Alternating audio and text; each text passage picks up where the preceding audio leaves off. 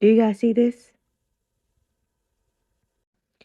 28-year-old Kadejah Michelle Brown, it's not allegedly because she did, shot and killed her husband, Jeremy Brown, on Facebook Live in Lowndes County on Saturday, March 25th.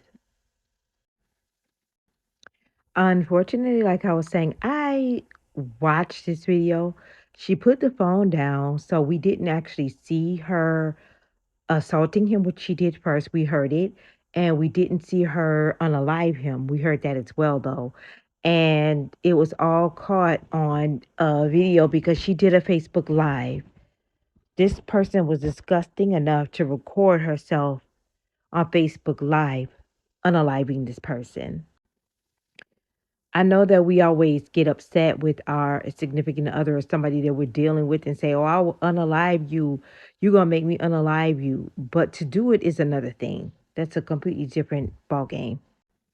She stated she didn't know it was one in the chamber. I heard her say that as well. I was the ear witness to that on the video. And but my thing is this: you don't. I have firearms. I don't take my firearm and aim my firearms at anybody, because that is indicative of you wanting to do bodily harm to that person with that firearm.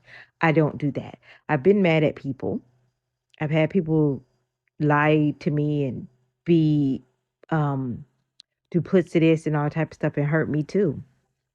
But never once did I ever pick up my firearm and aim it at them and threaten them in any way, shape, or form.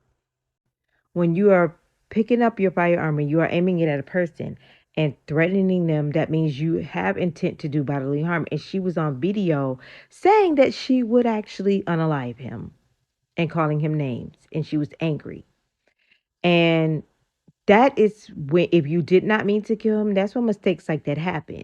You're threatening him and you're aiming at him and you unalived him. He didn't deserve that, no matter what, cheating or not. He didn't deserve that. And I know we can get angry and we can say that, but to do that is something completely different. That's a whole other thing when you actually do that to someone. So now your four children don't have a mother because you're booked for murder. They booked her for murder. Your spouse is gone and they're left with their grandmother, who is also there egging things on. And they wanted to have a fit and a tantrum when she unalived her actual husband. She was telling her daughter to stop, but it was too little too late because you were there amping it on and egging it on. Now, those children had to be with her because they were at her house and she was complaining about that she had to get up and cook, which is understandable because, you've raised your children. You have adult children. You don't want to be stuck raising grandchildren, but now you are going to be stuck raising grandchildren. No matter what her mother says, we all heard her threatening this man. And we heard her when she shot him. We heard him when he was trying to walk away and saying, "Leave me alone. I'm just trying to get my stuff and go." He was not being confrontational. She was. We heard it. So you're going to tell thousands of us, and this video has been reposted probably by millions by now.